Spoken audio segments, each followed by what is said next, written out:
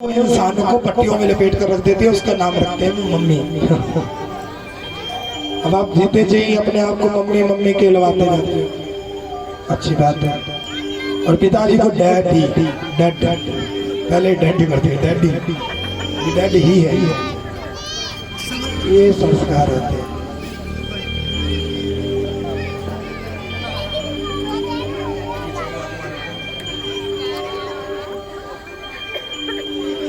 और संस्कार ऐसे दो कि बच्चा बड़ा होकर सेवा करे। जब ही करेगा जब बचपन में उसको संतों के संग लगाओगे। संतन के संग लाग रहे थे ये अच्छी बात। कथा अभी बहुत है द्वितीय दिवस की। अब सुखदेव जी तो आ नहीं रहे थे, प्रार्थना करी, कहा कि हम आपको नहीं, भगवान को प्रकट किया। भगवान ने कहा आपको मेरी माया नहीं सताएगी। ठीक। फिर माँ की गर्भ से निकले और निकलते ही वनों को चले।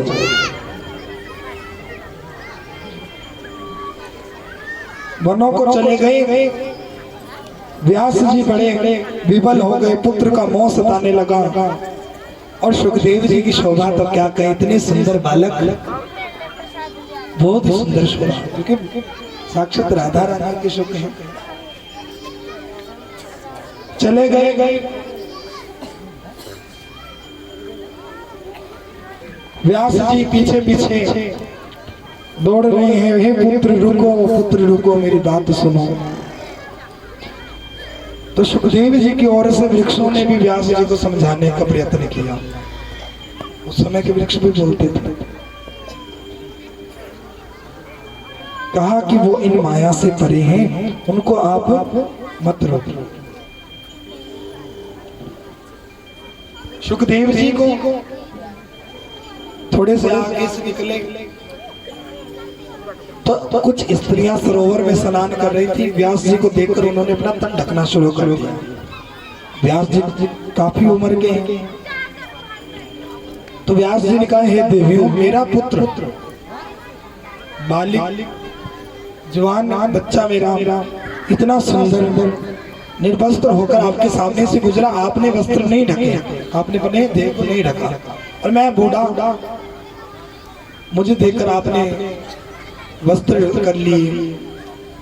तब उन्होंने कहा, प्रभु क्षमा चाहेंगे, आपके पुत्र जो हैं वे तो परम सिद्ध महात्मा है। महात्माओं के लिए इस देह का कोई मान नहीं होता, उनके लिए तो ये मिट्टी का पुतला है, इसलिए उनको तो इसमें मोह नहीं। लेकिन आप क्या सकती अभी भी देह में है। अब व्यास जी को समझ आई और लौट फिर अपने शिष्यों द्वारा भागवत जी के कुछ श्लोकों द्वारा बुलाया गया। कैसे बुलाया गया कि व्यास जी को चिंता हुई कि जिस कार्य के लिए सुखदेव जी प्रकट हुए हैं वो कार्य कैसे बढ़ेगा, श्रीमद् भागवत महापुराण की कथा आगे कैसे बढ़ेगी। तो क्या किया जाए, भगवान से प्रार्थना करी तो आकाशवाणी हुई कि आप अपने किसी शिष्य को बोलकर भागवत जी के कुछ श्लोक सुखदेव जी के सामने गवाइए। उनको सुनकर सुखदेव जी आपके पास आए। शिष्यों ने ऐसा ही किया, गए और भागवत जी के श्लोकों को गाने लगे। सुखदेव जी को बड़ा आनंद आया, सुन लिया कि ये वही अमर कथा के श्लोक हैं, पर इनके पास कैसे आए हैं, ये उसी अमर कथा का एक अंश है। तो क्या किया जाए, तो पूछा आपने कहाँ से सीखा। तो उन्होंने व्यास जी का नाम लिया और फिर गुरु रूप में अपने पिता के पास रहे और इस कथा का अनुसंधान करके इस कथा को आगे बढ़ाया। अब कथा आती है महाभारत के प्रसंग में। सुखदेव जी प्रकट हो चुके, कथा उनको प्राप्त हो चुकी और भजन के लिए चले। महाभारत का एक प्रसंग आता है। महाभारत को संपूर्ण नहीं कह सकते, प्रणाम करते हैं। कुछ प्रमुख जो लीलाएं हैं जो इस कथा से ही कुछ जुड़ी हैं। एक बार जब आपको एक चीज बता दे हमारे ठाकुर जी की। हमारे ठाकुर जी ऐसे हैं, ये अगर किसी को सीधे सीधे देख ले तो ठीक है भैया, अगर टेढ़े देख लेना तो काम खराब है।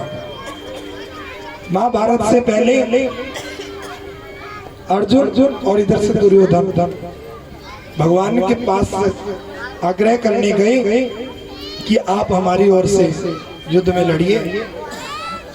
अर्जुन भगवान उस समय विश्राम कर रहे थे। अर्जुन भगवान के चरणों की तरफ बैठ गए, इंतजार करने लगे और दुर्योधन थोड़ा साइड में बैठ गए, एक तरफ को बैठ गए। भगवान जब कोई भी मनुष्य उठता है तो उठते ही उसकी नजर सामने जाती है, इधर तो नहीं देखता। तो जैसे ही ठाकुर जी उठे और देखा सामने अर्जुन, अरे अर्जुन किस प्रकार से? अर्जुन ने कहा प्रभु आग्रह करने आया हूं कि आप युद्ध में किसकी तरफ से लड़ो। यह नहीं कहा कि मेरी तरफ से लड़ना, आग्रह किया, पूछा कि आप किसकी तरफ से लड़ो, यदि आप कृपा कर दें। इधर दुर्योधन का प्रभु मैं भी आया हूं। भगवान ने ऐसे होके देखा, सीधी नजर करुणा की तेरी, तिरछी नजर करे कल्याण। कैसे वाला? कल्याण ही कर दिया।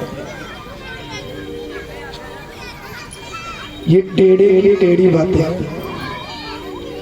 हम जब भी कहते हैं कि इसके लिए समय निकाला करो कथा के लिए, आज तुम कथा के लिए समय नहीं निकालते। और अगर इसने टेढ़ी नजर, इसने नजर फेर दी ना, सीधी नजर तो इसकी करुणा की है और तिरछी टेढ़ी नजर से देख लिया तो फिर समझ जाओ दायरे में आ गए तुम पकड़ लो। और अगर उसको फेर लिया फिर तो भैया क्या ही कहें। अर्जुन का पक्ष दिया, और क्यों दिया इसके पीछे एक और कथा आती है। युद्ध अंतिम पड़ाव पर था, भीम और दुर्योधन अंत में दोनों बलवान हैं, दोनों का अंतिम युद्ध हुआ। बातें ना करे, कथा की तरफ ध्यान करें, कथा में ध्यान रखो, बाकी बातें आपके घर जाकर भी हो जाएंगी। युद्ध अंतिम पड़ाव पर था, भीम और दुर्योधन का युद्ध हो रहा था। भगवान ने भीम को इशारा किया कि जंघा पर वार करो। इस जंघा पर वार का कारण क्या था? जब बड़ी सभा में द्रौपदी को बुलाया गया था, द्रौपदी का चीरहरण होने वाला था। आपको पता ही ये सब कथा था। द्रौपदी की उस चीरहरण, एक छोटा सा भजन, उसके पश्चात कथा में प्रवेश करेंगे। कैसी वक्त दी पई मैनू मारवे, पांडु जुए विच गए मैनू हारवे। भगवान को लोग कहते हैं कि आप पांडवों के संग थे, आपने पांडवों को रोका क्यों नहीं जुआ खेलने से? विपत्ति काले विपरीत बुद्धि, बुद्धि काम नहीं करती। भगवान तो इशारा देते हैं पर वो समझे नहीं, तो भगवान भी छोड़ देते हैं, जा कर ले जाओ। वो कैसी वक्त दी पई मैनू मारवे, पांडु जुए विच गए मैनू हारवे। लाज रख ले तू मोरे वालिया, तेरी गऊ अजे शेरा विच कारवे। ओ लाज रख ले तू मोरे वालिया, शेरा विच कारवे। कैसी वक्त दी पई मैनू मारवे, पांडु जुए विच गए मैनू हारवे। लाज रख ले तू मोहन प्यारिया, तेरी गऊ अज शेरा विच कारवे। ले तू मुरली वालिया, तेरी गऊ अज शेरा विच कारवे। वाला तो मैनू फड़ के दुशासन विच सवाल आए। वाला तो मैनू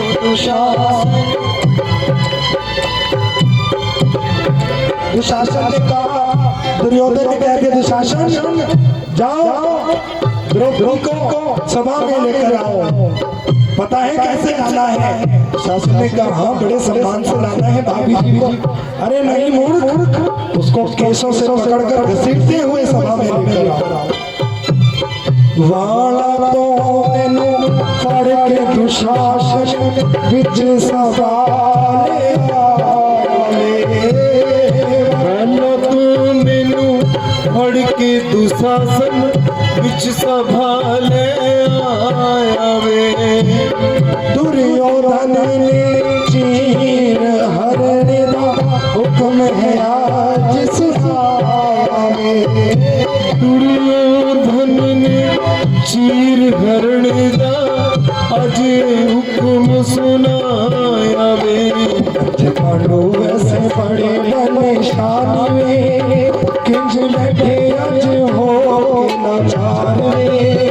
लाज रख ले तू मोहन प्यारे तेरी अज शेरा विच कार वे। लाज रख ले तू मुरली वालिया तेरी गवा ज शेरा विच कार वे।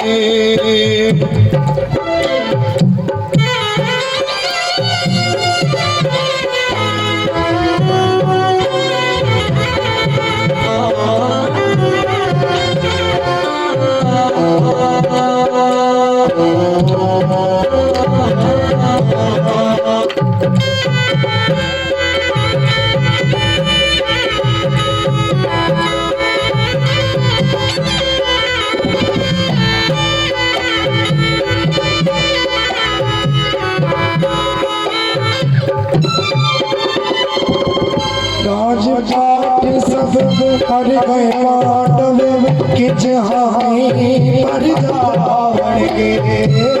राजपाट सब हर गे पांडव किंज हामी पर जावण गे।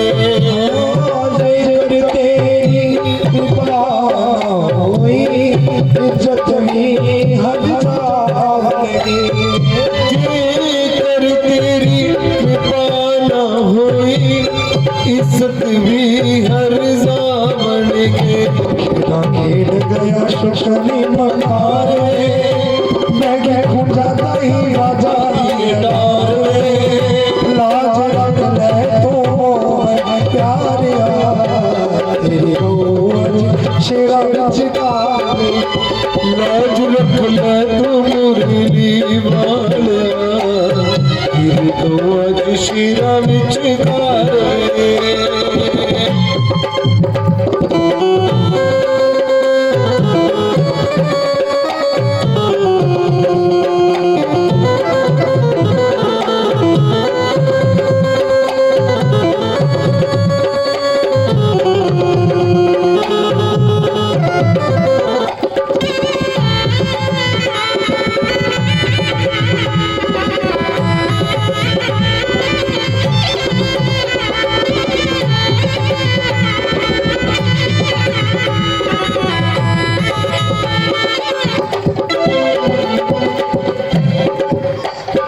और इस प्रकार प्रार्थना कर रही है।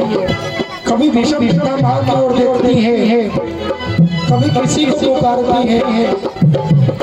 एक हाथ साड़ी के पल्लू पर है और दूसरे हाथ से पुकार रही है। अभी पूरा विश्वास नहीं है, समर्पण नहीं है। जब तक समर्पण नहीं होता गोविंद और जब देखा कि अब कोई मेरा रक्षक नहीं तो केवल गोविंद को पुकार। लेकिन फिर एक गलती कर दी। हर समय साथ रहने वाले गोविंद सखा कहकर पुकार सकती थी, लेकिन क्या कहा, हे द्वारिकाधीश मेरी रक्षा करो, हे द्वारिकाधीश मेरी रक्षा करो। अब तो दोनों हाथ छोड़ दिए और भगवान ने अर्थ सुनी आया जद गिर धरे चटपट आने पधारे रे। सुनिया अर्ज़ा जद गिरधर ने झटपट आन पधारे ने। ऐसी कृपा कीर्ति ठाकुर साड़ी खिच हारे ने। ऐसी कृपा कीर्ति पापी खिच खिच पल्ले हारे ने। युग दास करुणावतारे अर्धो स्वर बड़े जीवन दातारे। लाज रख ले मुरली वालिया तेरी दासी अज फसी विच जाए। लाज साड़ी लंबी कर ली काफी खींच खींच के हार हार। और ये दास क्या करता है? आप कहो कि हम जो ईमानदार में फंसे हैं, ये कलयुग नाम के शेरों में जो फंसे हैं, इससे हमारी रक्षा करते रहे ठाकुर जी।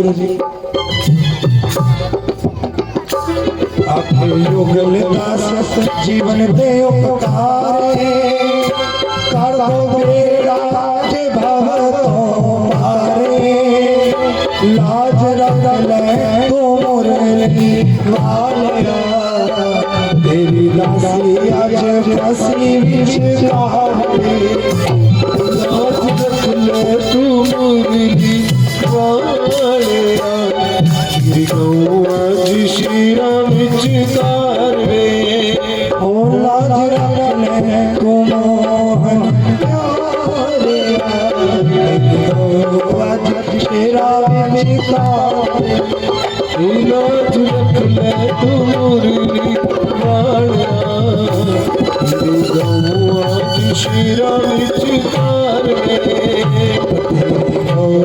आज शेरा विचार।